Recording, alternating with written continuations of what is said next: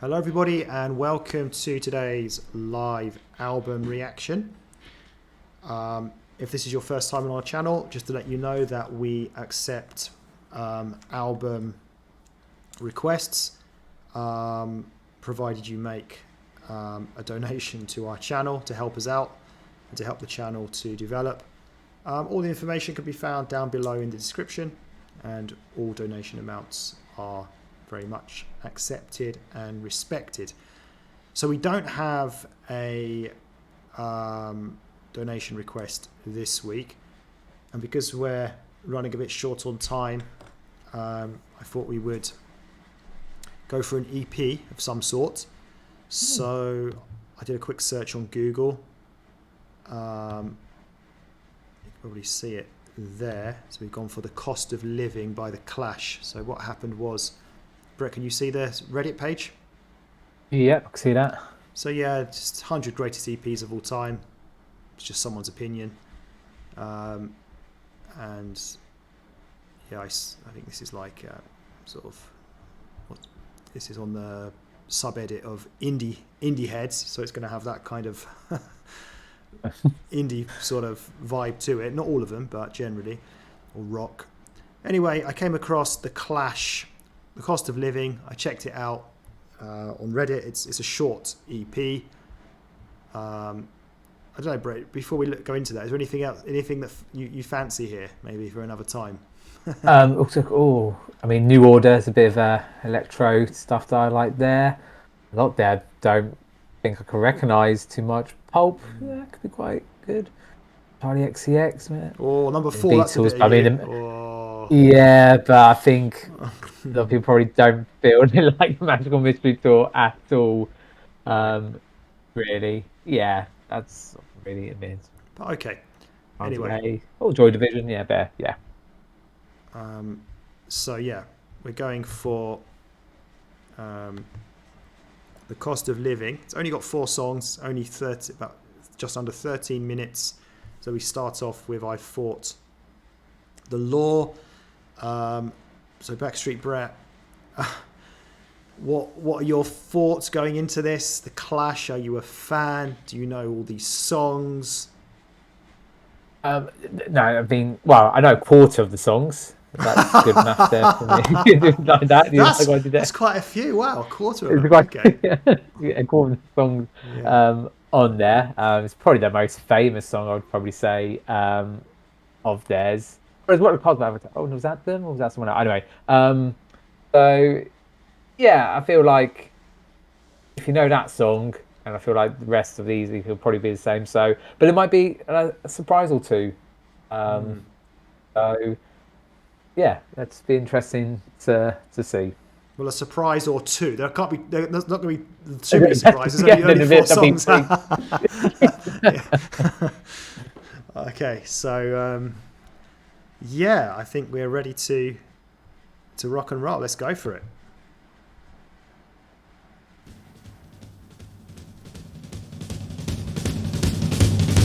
Just checking, Brett, have you got sound? Yeah, I thought I did. That's about coming through. Yep. Okay.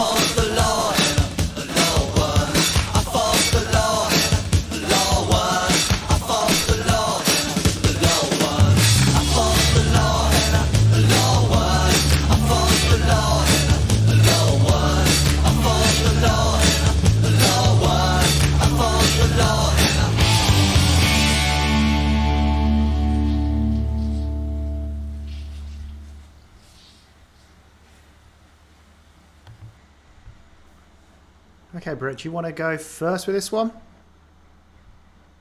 I'll do my best.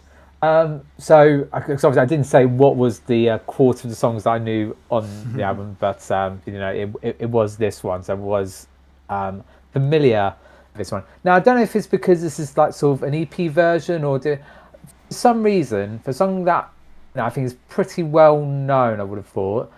Um, I don't know. I think I imagined it or pitched it in a different way, in the sense of I thought in my head it was a lot more punky or a lot more rocky or a bit more, because obviously it's what's the word? It's like not a protest type song, but it's like a against the establishment type of thing.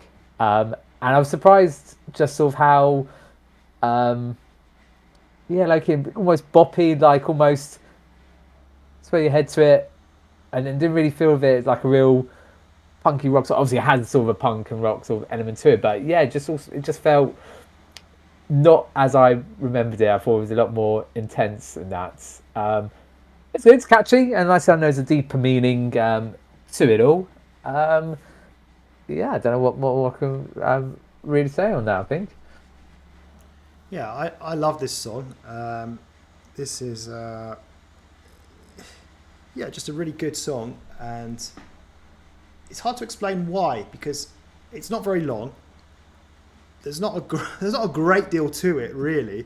Yeah, that as well. Yeah, I was surprised sort of by actually how much instrumentals there were, but it's a song that I've always really liked. I think, if I'm not mistaken, it's a song that maybe my dad would put on the radio when we were kids driving somewhere, like on his tape.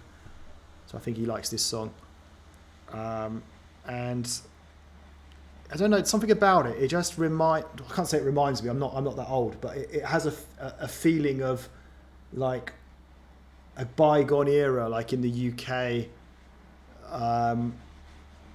Probably could say better days. But like back in, I don't know, the 70s, we had the mods and the rockers. I think this is more of a mods thing, I think. Not really sure, but I don't know, it just reminds me of London. Just feels very British. And there's another song they've got, isn't it? Is it London something?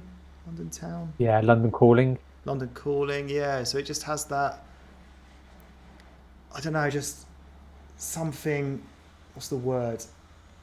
Not historical, just... Almost nostalgic, was that? Nostalgic, yeah, nostalgic in a way, but not really. Like, it was before my time. So, but I could imagine, someone who's older, who was around at that time, would probably like really, reminisce about that. So I don't know. I like it from that perspective. I really like the song as well.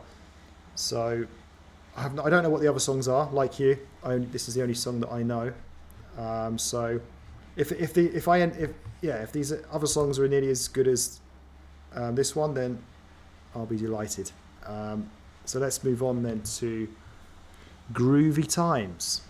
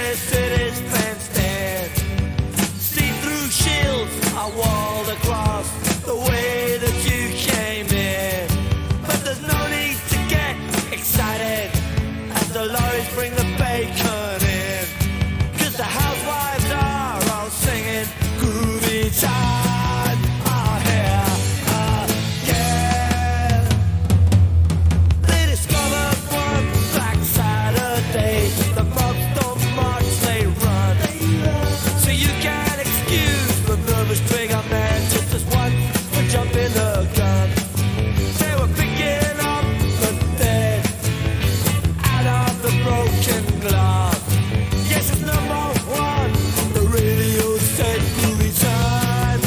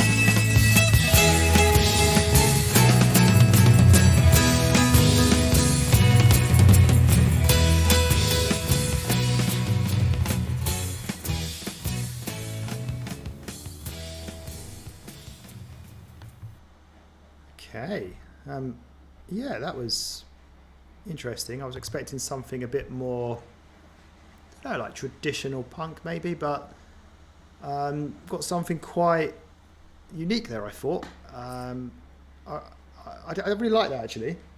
I felt it was a bit almost disjointed in a way. I'm not like the song was going in one direction and I was kind of getting into it, and then the chorus kind of threw me off. It just didn't seem to fit in with what we'd already just heard, and then we had this other bit of music then after the chorus, which was also completely different to everything else we'd heard.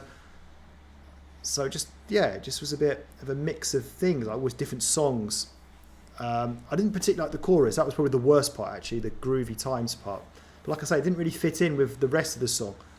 I liked the main part of the song. I liked this singing. I liked it was sort of a bit, not head boppy in the same way as the first song, but just it was still quite nice. Felt again very British. Again, like a sort of bygone era back in the 70s. But yeah, it's just some of that sort of chorus threw me off a bit.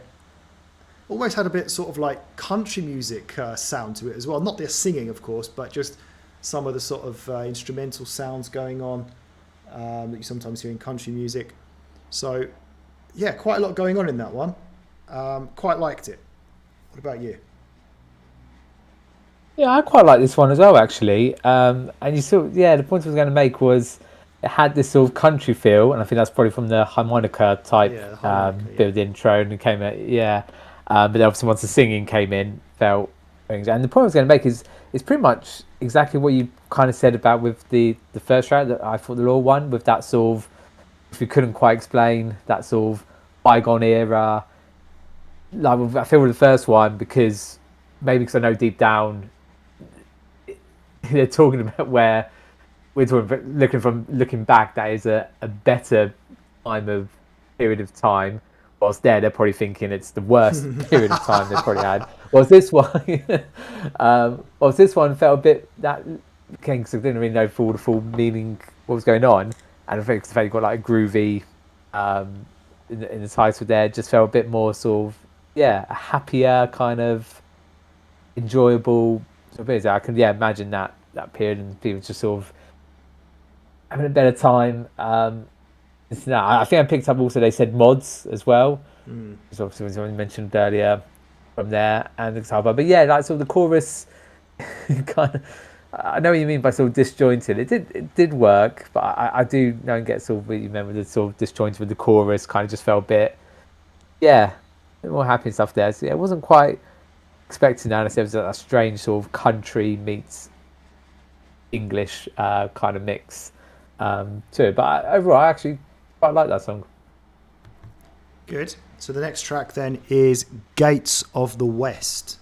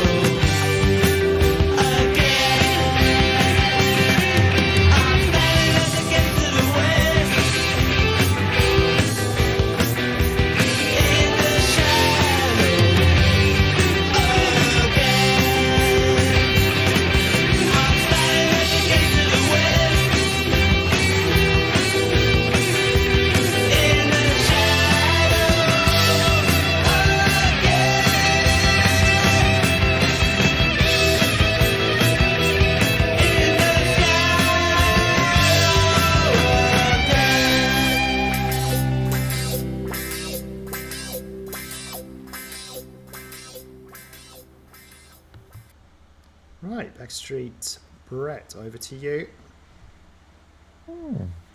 Yeah, I feel like we're really taking different turns of stuff here, and I don't feel this is what I would have ever thought of really as the Clash. Actually, a really obscure band for here. People who are listening who might know a band called Squeeze. I felt there was a lot of elements of that really, and sort of the singing style and the sound of the music. Um, there's a, again, still felt very. I was really trying hard to try and pick up on the lyrics and sort of the meaning and stuff. And again, like always, really struggled with that. I feel because with this type of sort of music, I think not that it's trying to be that cryptic. It's probably with that, but it's not like clear and obvious always what's being sung or what the meaning behind it is there. But I felt I was being more struck because I was just sort of really enjoying the sort of the music of it as well. Kind of, it's like really catchy or really boppy, but it was enough just to sort of keep me interested with it. I just like sort of the vibe with it there, and I said it just feels such a contrast to what I was sort of imagining the Clash and when I thought about I thought the Law What song at the what were start. you what were you expecting from the Clash? Like real sort of more hardcore punky Mm. rock type thing, like really anti that. Maybe a bit like maybe I put them in the same bracket and made me think like the Sex Pistols. We kind of had the same issue when we probably first came to Iron Maiden. Introduced that. I've always probably had this sort of more thing of what it was going to be, even though I actually hadn't heard of any of Iron Maiden stuff, Clash stuff I have heard of. And I don't know, it just seemed more like Sex Pistols, be more like, yeah, proper anti-establishment stuff, and it just hasn't really been much like that at all, really. But yeah, but I think this one I prefer over the groovy one, Groovy Times. Um, yeah, I'll just leave it at that, I guess. Okay, yeah. So I think this is probably my least favourite so far, but I still Oh, enjoyed okay. it. And I was trying to pick up on the lyrics. It's very difficult. I did hear it was either Canning Town or Camden Town. I don't know if you picked up on that. Um, and yeah, I couldn't really pick up on the lyrics. They did talk about, I think what's the song called? Gates of the East, is it? Gates of the West. So it's talking about the Gates of the West and the Gates of the East. I don't know Release. if they, I don't know if they mean about like East London, West London. I don't know, but because they said Canning Town or Camden Town, it was obviously about London.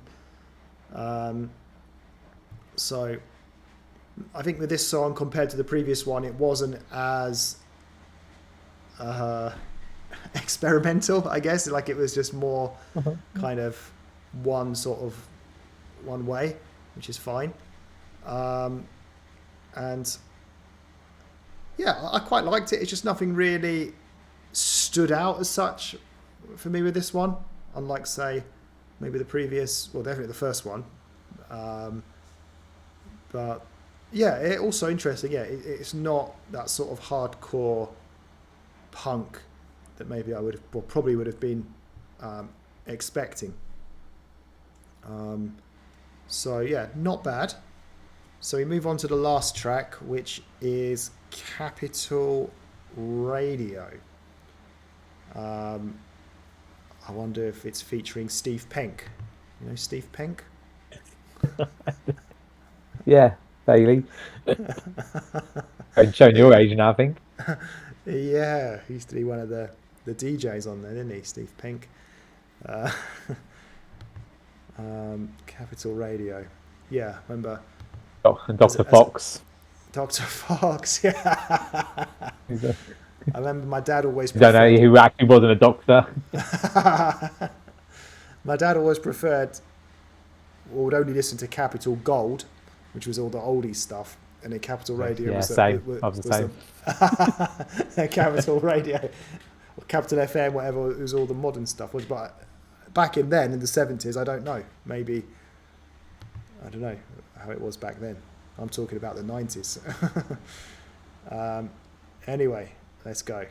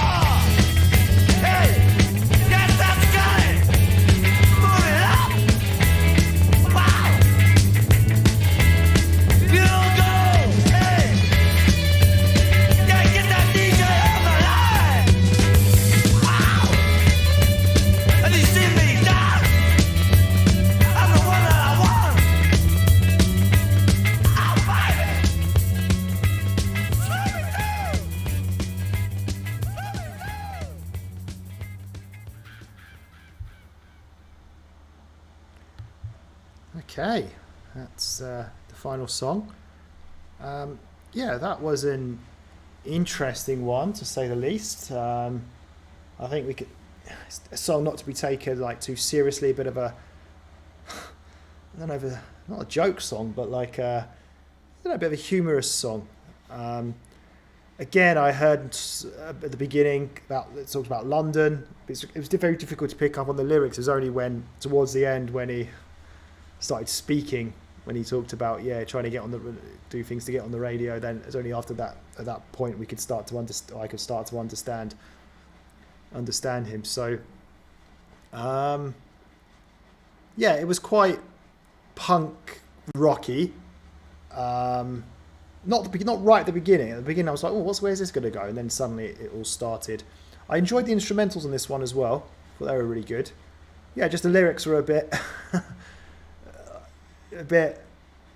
kind of humorous. Not like couldn't take it seriously. But I think it was trying to be like that.